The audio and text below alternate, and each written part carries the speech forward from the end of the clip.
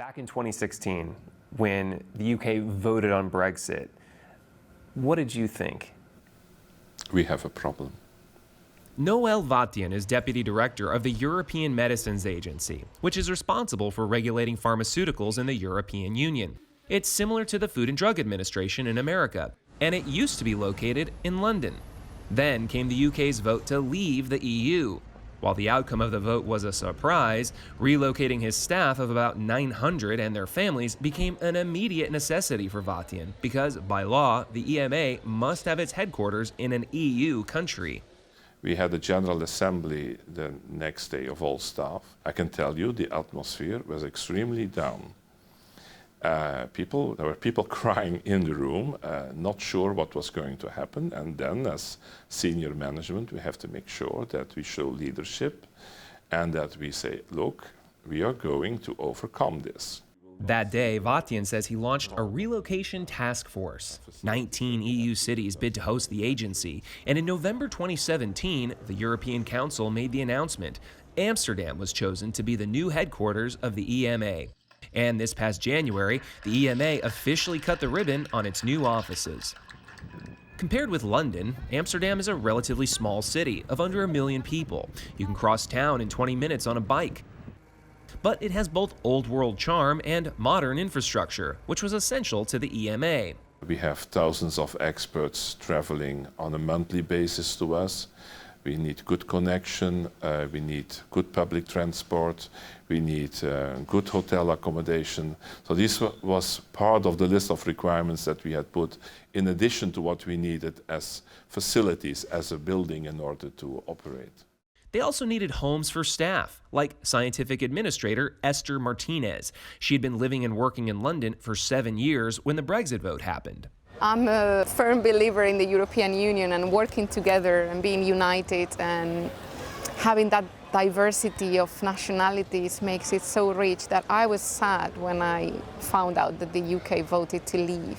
So this is actually my neighborhood. She's getting used to life in Amsterdam, the good and bad.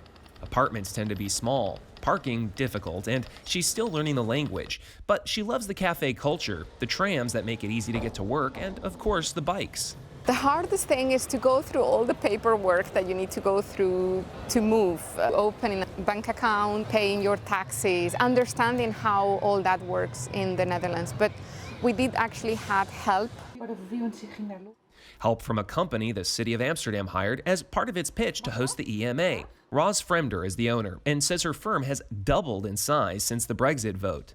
Brexit is definitely good for the relocation business. I would say 80% of the private individuals that contact us right now are from the UK, and also about 40% of the corporates coming in are looking to establish, if not relocate their entire companies from the UK to the Netherlands, at least establish a presence here. There's been a kind of Brexodus of corporations and individuals fleeing the UK, and almost 100 businesses have already shifted offices and jobs to the Netherlands. The British have been debating for the last 3 years, ever since the referendum, about how to leave the EU. An agreement hammered out early on was voted down by Parliament. The deadline extended from last March to October 31st, just a couple of weeks away. But still, there is no new agreement. The British Parliament recently passed a law requiring the government not to leave the EU without a deal, fearing economic chaos and concerns over trade, taxes, and the border. It's all cast a cloud of uncertainty over the other 27 EU member states. The Dutch don't want the UK to leave, but they are making the best of the situation, says Commissioner of the Netherlands Foreign Investment Agency, Jeroen Nijland. We are strategically located in this big European market, which is the second biggest market in the world. So many companies come here because they use the Netherlands as an entry point into that European market. Businesses feel that this is a very good base for their operations. Our workforce is highly educated, multilingual. In fact, English is almost universal here. More than 90% of the Dutch speak at least 2 languages, well above the EU average of about 50%. As for infrastructure, Rotterdam is home to the biggest harbor in Europe. And Amsterdam's Schiphol Airport is the 3rd busiest in Europe, with dozens of direct connections to other EU capitals. But the Netherlands is not the only European country wooing businesses from the UK.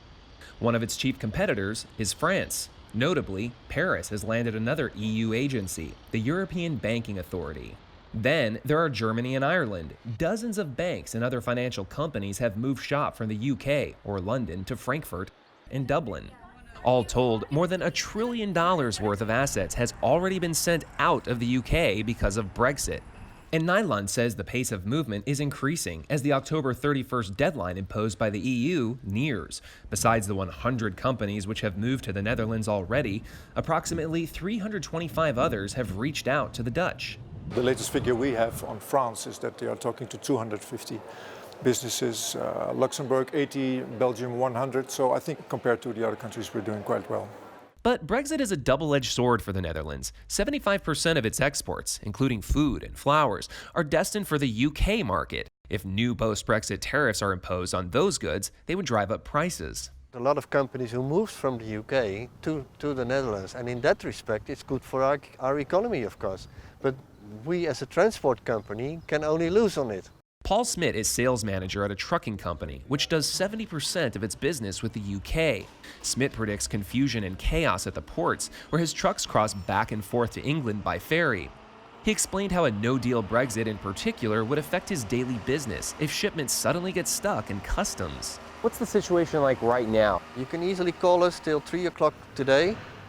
We can load tomorrow, and the day after it's in the UK. So it sounds pretty easy. It is. What do you predict is going to be the case if Brexit becomes a reality? It's going to add 1 day to the transport time. But in the beginning, it's not going to work. So it's going to add 4, 5, 6 days. We think when there is a hard Brexit, it will come to a sort of standstill where nobody knows what's going to happen. All this will become more difficult and more costly. And who's going to pay in the end? It's still too early in the Brexit process for the full effects, positive and negative, to be seen. The European Medicines Agency's Noël Vatien expects more good news for the Netherlands, since hundreds of companies that consult with the EMA will likely consider establishing themselves in Amsterdam to be close to the EMA. And in any case, he says, whatever happens, the EMA is in the Netherlands to stay. As we sit here right now, Brexit is still not a reality. In the meanwhile, you've relocated the agency here, 900 staff members here. What are you going to do if Brexit, in fact, doesn't ever become a reality? That decision was taken to relocate. We have relocated, and we will be staying here.